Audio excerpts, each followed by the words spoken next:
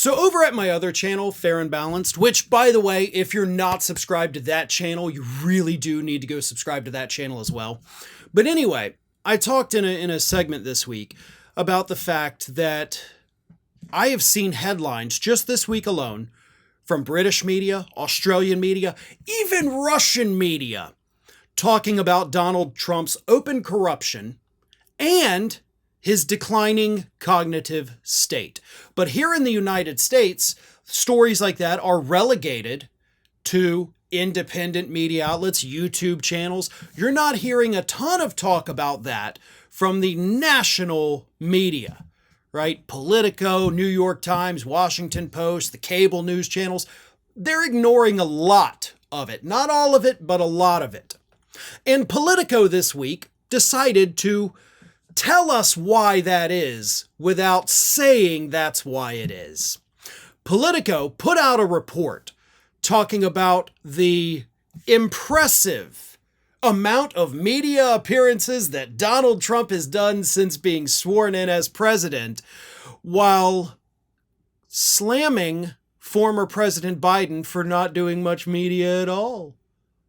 And before I read you what Politico wrote, let me remind you of a story that I did before Donald Trump was even inaugurated for his second term, because a story had come out at that time. This was early January, possibly late December. But anyway, that story talked to members of the press who actually said they're excited about Donald Trump coming back, not because of his policies, not because they're right-wingers, but because access. In that article, they quoted several journalists of saying, he loves to talk to us. It's easy to talk to the president because Trump loves to have the media around and we're more than happy to be there. So they love that access, which they openly admitted earlier this year or at the end of last year. And then this week, Politico issues this fawning report over Donald Trump. A quick trawl through the archives suggests Trump 2.0 has done media on 111 of his 138 days back in office. An 80% hit rate that includes weekends, they put in, italics, and must put him on course to being just about the most accessible president in modern history. And aside from the lamentable attempt to ban AP, he's basically taking questions from all comers. It's impressive stuff. And it matters. In case anyone still needs this hammering home for them, the Joe Biden experience shows just how important it is that leaders are held up to regular scrutiny. Trump's answers may sometimes be rambling, erratic, or even downright unpleasant, but every American voter can see where he's at. Thank you, Politico. Thank you, Politico, for giving us the answer as to why you're not talking about Donald Trump's open corruption. The fact that he's taking bribes from everybody. Bribes from other countries to avoid trade wars. Bribes from other countries to, get their hands on more U.S. weapons. Bribes from wealthy donors to get pardons for their sons.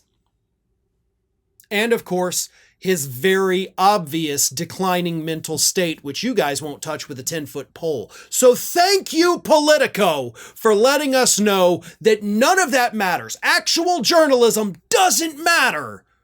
All that matters is access. All that matters is that this man is willing to pop his head out from that, behind closed doors on Air Force One, answer a couple quick questions, insult us to our faces. But hey, at least he's talking to our faces, unlike Biden. Piss off with that. Thanks for watching, everybody. And if you're not already, please subscribe to the channel. We got fresh content every day for you. And if you want to follow us across social media, make sure you check out all of the social links that we have posted in the description of this video.